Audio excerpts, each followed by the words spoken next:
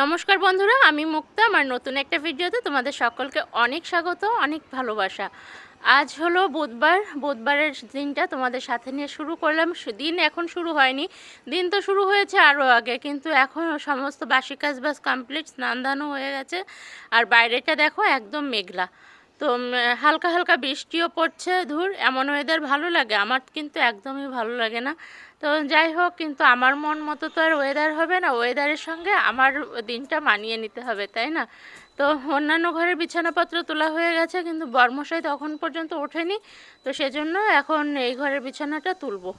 এ ঘরের বিছানা তুলবো, ঘর দোর পরিষ্কার করতে হবে। এ ঘরটা মোছাও হয়নি। সে যতক্ষণ শুয়ে থাকে ততক্ষণ আমি এ ঘরে না পারতে কিছু করি না। ওই টুকটাক ঘুমন্ত মানুষকে শব্দ করে জাগানো ভালো লাগে না ঠিক। আমি ঘুমিয়ে থাকলেও যেমন আর কি কেউ শব্দ করলে পরে বিরক্তিকর লাগে, তো আরেকজন শুয়ে থাকলে পরে যে আমি যে শব্দ করব সেটাও তো তার কাছে বিরক্তিকর লাগে, তাই না? আর এই যে শীতকালের বিছানা তোলা মানে মহা এক সংগ্রাম।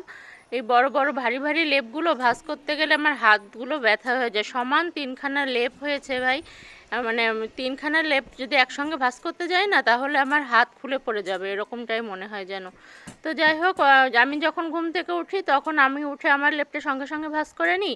আর মেয়ে উঠলে পরে মেয়ের লেপখানা ভাঁজ করে দিই। আর বরমাসে যখন ওঠে তখন তার লেপটা ভাঁজ করে দিই। আর সেজন্য অত একটা অসুবিধা হয় না। আর এ ঘরের বিছানাপত্রগুলো না চেঞ্জ করতে হবে। এ ঘরের কি দুই ঘরের বিছানায় চেঞ্জ করতে হবে। আর শীতকাল বলে একটু গড়িমসি করছি, যে গরমের সময় যে এটা ঘাম হয় ইয়ে হয় সেসব তো ব্যাপার নেই, সেজন্য করবো এরকম একটা। আর শীতকালে একটু আলসেমি মতোও লাগে, মনে হয় এতগুলো বিছানাপত্র নামাবো ইয়ে করবো, সেজন্য আর হয়ে উঠছে না। তো যাই হোক, এখন ঘরের অন্যান্য ফার্নিচারগুলো একটু পরিষ্কার করে নেব। নিয়ে সকালে রান্নাবান্না কিন্তু অলরেডি শুরু হয়ে গেছে ওদিকে। আমার চা খাওয়াও এমনকি হয়ে গেছে। আর সে এখন উঠবে, তাকে তার খাবার দেব। আর কি গতকাল করেছিলাম ছোলার ডাল, তোমাদের সঙ্গে শেয়ার করা হয়নি হয়তো। তো সেই ছোলার ডালটা রয়েছে, সেটা গরম করে দেব, রুটি করে দেব। আর মিষ্টি তো থাকেই রেগুলার। তো এই হলো ব্যাপার। তো চলো, দিনটা যখন শুরু করেছি, তো কীভাবে সারাটা দিন কাটে সেভাবে ইয়ে করব। তবে কিছু ক্লিপস আগের দিনের আছে, তো সেগুলোও তোমাদের সঙ্গে শেয়ার করে দেব। তো এই যে এইগুলো কী হয় বলো তো, এই ঘরটায় যেহেতু সামনের ঘর, তো সেজন্য না কী হয় জানো তো, ধুলোটা বেশি জমে। আর প্রত্যেকেরই কিন্তু ইচ্ছা করে যে নিজের সংসারটাকে সাজিয়ে গুছিয়ে সুন্দর করে রাখি, কিন্তু সেটা যদি সবাই মিলে করা না হয়, তাহলে একার জন্য করতে গেলে না অনেকটাই কষ্টকর হয়ে যায়। কিন্তু কিছু করার নেই, তারপরেও একার সংসার হলেও গুছিয়ে তো আমাকেই রাখতে হবে, তাই না? মেয়েও যখন এই ফার্নিচারগুলো করেছিল, এক এক করে ফার্নিচার বাড়াচ্ছিল, তখন আমি বলেছিলাম যে এতগুলো করে বাড়াচ্ছ, এগুলো মুছে গুছে পরিষ্কার করে রাখতে গেলেও তো আমার তো তোমার দাদাভাই বলেছিল এই সোফার তলায় একখানা ন্যাকড়া রেখে দিও, তাহলে আমি আর মেয়ে মাঝে মাঝে মুছে দেবো। ওই 2-3 দিন মনে হয় মুছেছিল, তারপর সেটা সেখানেভাবেই পড়ে আছে, কেউ আর মোছে না, ওই সেগুলো আমাকেই পরিষ্কার করতে হয়। তো যাই হোক, ওগুলো করে এখন চলে এসেছি বরমাসের খাবার রেডি করতে। আর আমার আর মেয়ের কিন্তু খাওয়া অলরেডি হয়েও গেছে। তো এই তো করেছি, মানে রুটি করছি। আর ওই দিনকে কী যেন রান্না করেছিলাম গতকালকে, মনে পড়ছে না ঠিক। মনে পড়লে পরে বলে দেবো। আর আগের দিনের রান্নার ক্লিপসটুকু রয়েছে, তো সেজন্য আজকে আর দুদিনের রান্না কি দেখাবো, সেজন্য তো এই যে রুটি করে নিচ্ছি। আর ওই যে তোমার দাদাভাই পেছন থেকে বলছে রুটি কিন্তু পাতলা করো। আচ্ছা বলো তো, পাতলা করার তো একটা সীমা থাকে, তাই না? রুটি করতে করতে একদম এত পাতলা হয়ে যায় যে ভাজতে গেলে মনে হয় যেন ছিঁড়ে যাবে, কিন্তু তার যেন সে পাতলাতেই হয় না। তার থেকে পাতলা আমি কীভাবে করি বলো তো? আর এই এত পাতলা রুটি না ভাজতে গেলেও সমস্যা হয়, মনে হয় যেন লেগে যাচ্ছে, হচ্ছে। তো এই করে করে কি আর করার। তবু ওই যে তাই আমি বলছিলাম যে যদি কোনো দিন ভালো হয়, কোনো দিন শুনলাম না যে না তোমার এই জিনিসটা ভালো হয়েছে, তো আর প্রতিদিনই শুনি হয়নি তা হয়নি, শুধু হয়নিটাই শুনে গেলাম, হয়েছেটা কি সেটা আর কোনোদিন শুনতে পেলাম না। ওই সেসব নিয়েই তোমার দাদাভাই ওদিকে গাড়ি বার করছে, আর ওই নিয়েই খুনসুটিটা চলছে। তো এই তো ডালটা ওভেনে দিয়ে গরম করে নিলাম। আর এই যে রুটি করা হয়ে গেছে, তো তাকে খাবারটা দিতে পারলে সকালের কাজ বাজ কমপ্লিট। আর অন্যান্য কাজ যেহেতু হয়ে গেছে, এবার একটু রিল্যাক্স করে করে কাজ করতে পারবো, এটাই আর কি। তো চলো এখন তার খাবারটা দিয়ে আসি, রুটি, ডাল আর মিষ্টি। যদি কিনা এই প্লেটটা সহ দিই না, তাহলে না বুঝতে পেরে যায় যে হচ্ছে ওভেনে গরম করেছি বা কিছু। আর যদি এমনি দিই তাহলে অতটা করে না। প্লেট সহ দিলে বলবে কি যে পাত্র সহই ওভেনে ঢুকে দিয়েছো, এই সমস্ত নিয়ে নানান খানা নিয়ে করবে। কি আর করব বলো, যা ভাগ্যে ছিল তাই তো হয়েছে, তাই না? তো এখন সে ভাগ্যকে মেনে নিয়েই সব কিছু করতে হবে। তো চলো খাবারটা দিয়ে আসি, তারপর তার চা করে দিতে হবে। তারপর দেখি মেয়ের গল্প শুনতে হবে। মেয়ের যতদিন বাড়ি আছে কয়দিন ওর সঙ্গে গল্প করে করে একটু সময় কাটাই, তারপর তো আবার সেই একঘেয়ে জীবন, ও চলে যাবে স্কুলে। আমাদের সঙ্গে লাঞ্চ মেনুটা শেয়ার করা হয়নি। লাঞ্চে আছে মুগ ডাল, মাছের মাথা দিয়ে মুগের ডাল। আর আগের দিন রান্না করা ছিল, একদিন রান্না করেছিলাম 3-4 দিন আগে, তোমাদের সঙ্গে শেয়ার করেছিলাম কিনা মনে নেই। আর এখানে গতকাল করেছিলাম বেলে মাছের টক, সেই টকটা আছে একদম ঘন থকথকে, ভাত হয়ে গেছে। আর আজকে করেছি জাস্ট ফুলকপি আর আলু দিয়ে রুই মাছের হালকা পাতলা করে ঝোল। এটা হলো লাঞ্চের। আর ডিনারটা পরে দেখাবো, ঠিক আছে? এখন হয়নি। চলো করে নিই। রান্না বান্না করে একদম সব কিছু ধুয়ে মুছে রেখে গেছি। এখন খাওয়ার পরে আর একবার সাপটে নেব, তাহলে হয়ে যাবে। বাজার এসেছে সেই দুপুরে, এখনো কিচ্ছু তোলা হয়নি। খেয়ে দিয়ে চুপচাপ শুয়েছিলাম। জাস্ট চানাচুরের প্যাকেটটা ঢাললাম, মিষ্টির প্যাকেটটা ঢেলে বক্সে ঢোকালাম।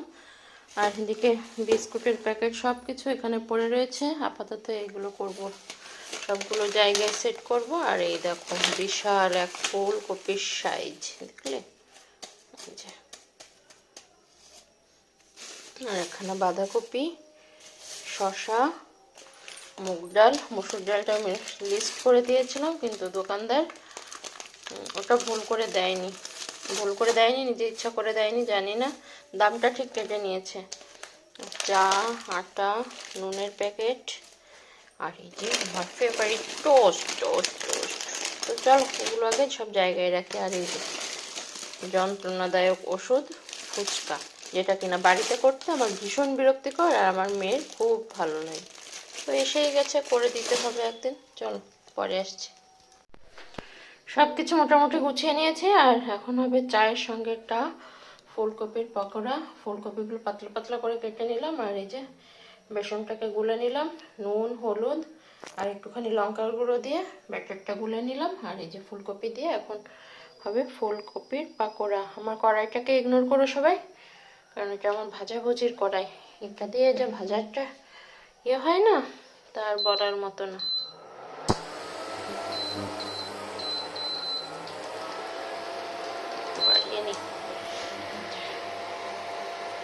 এরকম পাতলা করে কেটে নিলাম।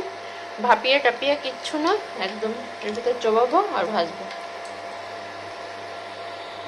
এই যে তেল মোটামুটি গরম, এই যে ফুলকপিটাকে নেব, জাস্ট এইভাবে ডোবাবো আর ভাজবো। হেভি লাগে খেতে। শীতকালের ফুলকপি, বাঁধাকপি, বেগুন যেন একদম অমৃত।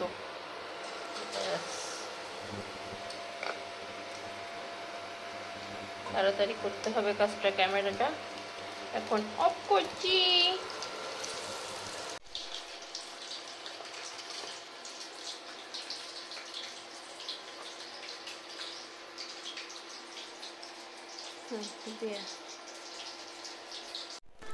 এটুকু হলো 25শে ডিসেম্বরের ভিডিও। তো মেয়ে বলছে মা একটুখানি কেক বানাও না আজকে। আসলে কি জানো তো, এখানকার লোকাল মার্কেটের যে কেকগুলো, ওগুলো না খেতে তত একটা ভালো হয় না। তো ভাবলাম ঠিক আছে, মেয়ে যতক্ষণ বলছে তো একখানা কেক বানায়। তো সেজন্য ইলেকট্রিক বিটারটা বার করেছিলাম, বার করে কেকটা করেছিলাম। তো কেকটা না ভীষণ সুন্দর হয়েছিল, তো তোমাদের সঙ্গে পরে শেয়ার করব। আর ক্রিমটাও ওই দিন দিইনি, ভেবেছিলাম পরে দেব। তো সেজন্য যদি কেকটা ভালো হয় তাহলে ক্রিম দেবো, আর কেক ভালো না হলে শুধু শুধু ক্রিমটা নষ্ট করে কোনো লাভ নেই। তো চলো তো দেখো কেকটা কেমন হয়েছে। এই যে রেডি ক্রিসমাস স্পেশাল কেক, এখন কাটিং হবে। কাটবি?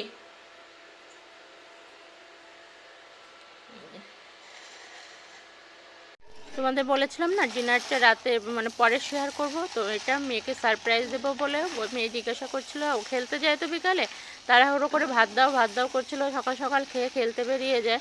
তো কী রান্না করেছো? তো আমি বলেছিলাম এই রান্না করেছি, মাছের ঝোল টোল এসব যা যা করেছিলাম সেটা। রাতেও তো পুরোই সারপ্রাইজ, বলছি এগুলো রান্না করেছো তুমি আমাকে বলোনি, আমি তো ঘ্রাণ পাইনি। এই যে কাতলা কালিয়া করেছিলাম আর ফুলকপির বিরিয়ানি, তো খেতে কিন্তু দারুণ হয়েছিল। তো খাওয়ার সময় ওকে সারপ্রাইজটা দিতে পেরেছিলাম। তো যাই হোক, চলো এখন খেয়ে নিই। মাছটা ওভেনে গরম করেছি আর ভাতটা বিরিয়ানিটা করে নিয়েছি। ওই দেখো ঘড়িতে বাজে এখন পুরোপুরি 12টা। এই যে হয়ে গেছে, সমস্ত কাজবাজ কমপ্লিট আর ভিডিওর একদম শেষ পর্যায়ে চলে এসেছি। এখন জাস্ট আমার ডিনারটাই বাকি, খেয়ে দিয়ে বাসন কটা ধোবো, তারপর শুয়ে পড়বো, আর কোনো কাজবাজ বাকি নেই। তো দেখা হচ্ছে নেক্সট ভিডিওতে। ভিডিওটা যদি ভালো লাগে তো অবশ্যই লাইক করো, কমেন্ট করো, শেয়ার করো। চ্যানেলে যদি নতুন হয়ে থাকো তো অবশ্যই কিন্তু সাবস্ক্রাইব করে দিও। আজকের মতো টাটা, বাই বাই, দেখা হচ্ছে নেক্সট ভিডিওতে। আর কি বলো তো, খেয়ে খেয়ে দিয়ে না তারপর হয়ে করেছি। আমার মনে হচ্ছে এগুলো খাওয়ার পরে মনে হয় কি হয় একটা পান খাই, না হলে একটুখানি কোল্ড ড্রিঙ্কস খাই, কিন্তু কি আর করার বলো তো। বরমশাই না বলে কি কোল্ড ড্রিঙ্কসটা খেও না, কোল্ড ড্রিঙ্কস খেলে পরে কোনো একটা হতে পারে। কোল্ড ড্রিঙ্কসের মধ্যে নাকি একটা দাঁত যদি 2-3 দিন ধরে রেখে দেওয়া হয় তাহলে নাকি সে দাঁতটাকে পর্যন্ত আর খুঁজে পাওয়া যায় না, সে নিজেও খেতে চায় না আর আমাদেরকেও এখন আর কোল্ড ড্রিঙ্কসটা ওইভাবে খেতে দিতে চায় না। কিন্তু আমার তো মন মানে না, সেটা আমি কিভাবে বোঝাই বলো তো। মনে হয় কোল্ড ড্রিঙ্কস খেলে পরে মনে হয় যেন একটা স্বর্গ সুখ ফিরে পেলাম। তো যাই হোক, খেতে খেতে তোমাদের সঙ্গে ভিডিওটা শেয়ার করি। তো বাচ্চাদের এভাবে সারপ্রাইজ দিলে না ওরা যে কতটা খুশি হয় সেটা দেখে নিজেদেরও মনটা